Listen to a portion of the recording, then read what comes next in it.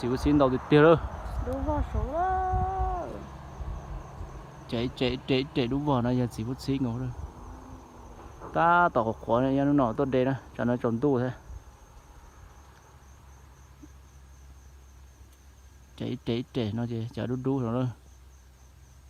Đầu nó nữa.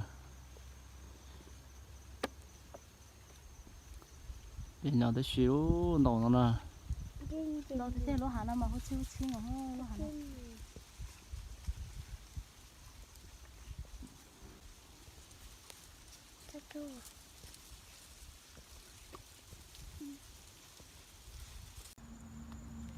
Nhưng trong này trong phim sửa đó nè. Nó bé cho nên chỉ tuôn tỏ hốt xí bên nó nè. Đó chỉ áo đó đấy. Chỉ hốt xí nè. Hốt xí nó có xuống nó. Có lép không có xuống nó.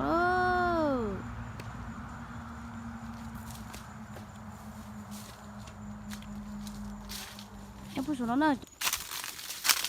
Mong cá nó bé. Đó chỉ có chín nó thôi. Không kia thôi. Ba cưng cổ đây à. Giờ nó cột sổ nó rồi. Giờ đi chắc kén xe cột sổ ra.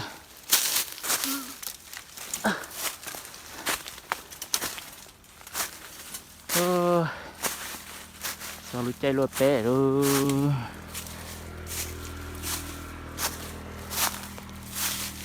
Nó từ từ luôn. Để chế vào nó, giờ nó tôi.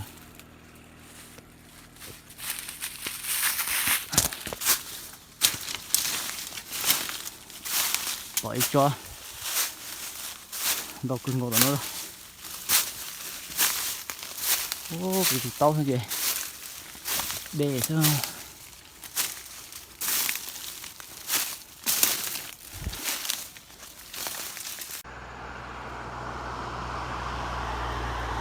Dẹp bò nó tôi. Dẹp bò chết chả nó tôi. Bán để tôi nhớ bữa nào nó ta liều. Sao ta theo nó. Cho kế xe là xe.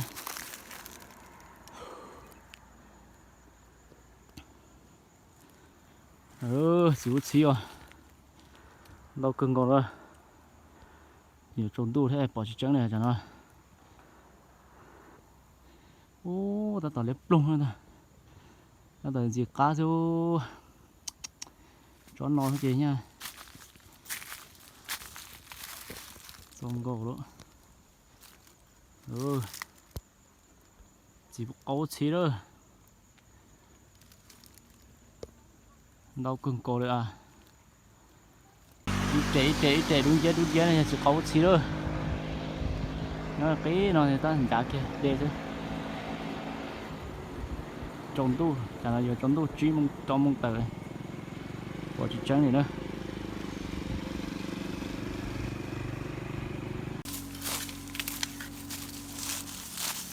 Để chú xí thôi.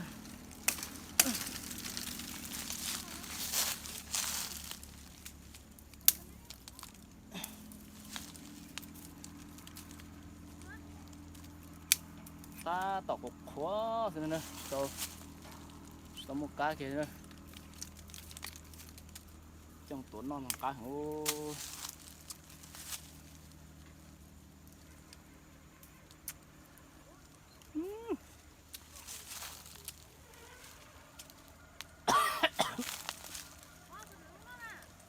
Không coi.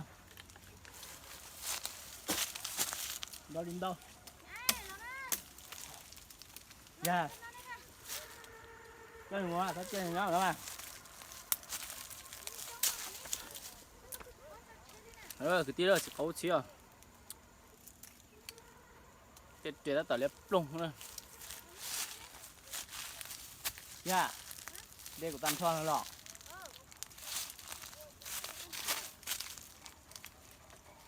Ô, còn nó chưa tông thổ.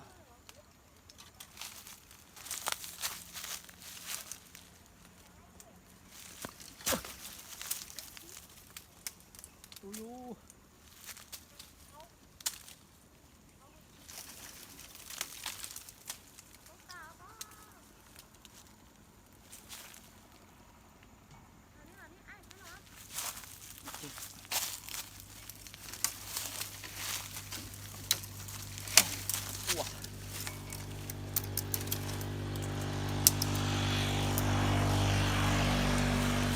rồi để chỉ lấy plong rồi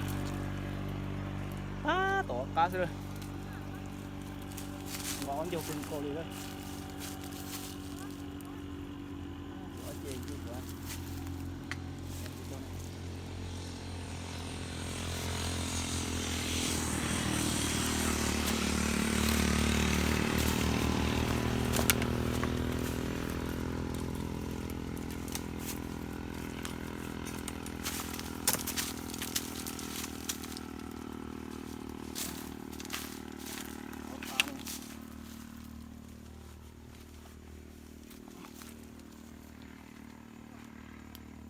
có lò nữa đấy.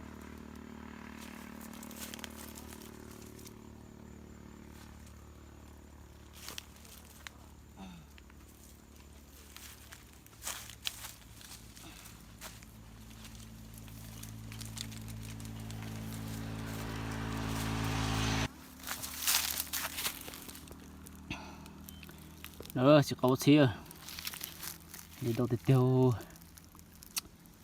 trong tổ có chó nó mà cá rồi chả cú cú mà chứ mà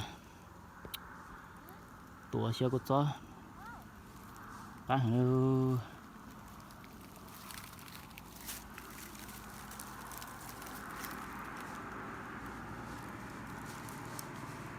đâu vậy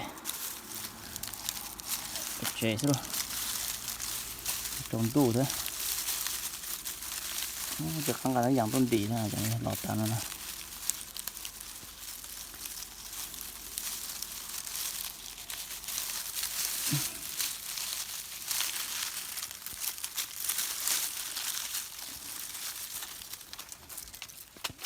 tao in từ một nó ta tao khổ khổ mình chỉ cá xem nữa trong tàu trong mùi rời quỷ này chắc là tôi có chó nó đây tiền nó sẽ mà tới ngón dầu lìa cái tiêu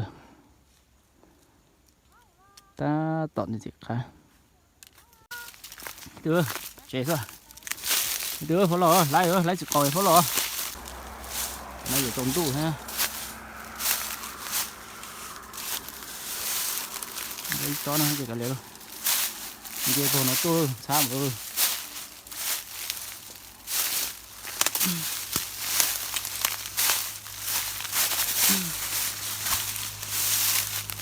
trời cái hạt giống mà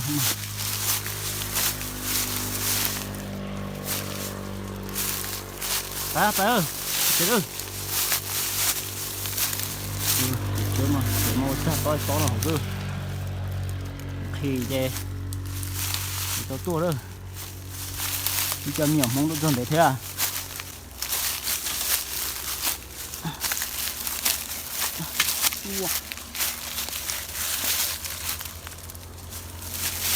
ôi vô đi có muốn làm chị cỏ à nè tua chị na nhớ gì là kiểu chế mà à chị cỏ à có muốn nó nói khó là nói khó nó này nó ha nó phải sai ha ai nó ha nó chỉ có phải sai ha đây nó kia à nè ha ú cá đi tiêu rồi làm như sợi đó nè sao chè nó tuột nó đây đã tỏi em có liếp không cá đi tiêuไปđây cái cá hiểu chưa tại mà nhà mà chế lò đó phá của nó là chuyện chua chỉ phải nó hết rồi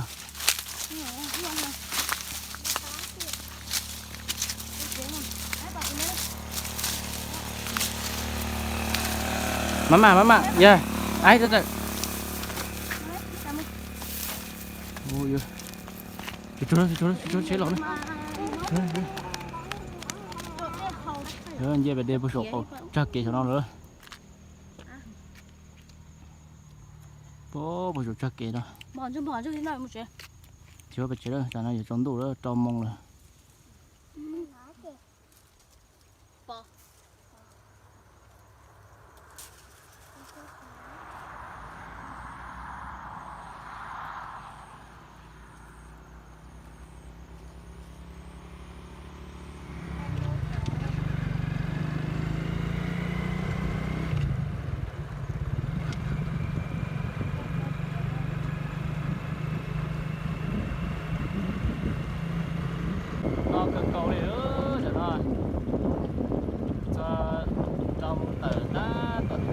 nhắn thì chờ tao xe mà thì nó ngon cái ngồi đó thì có nhiều đó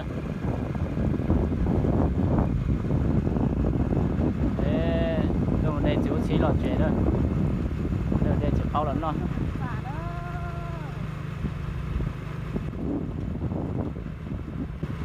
ô nó đây là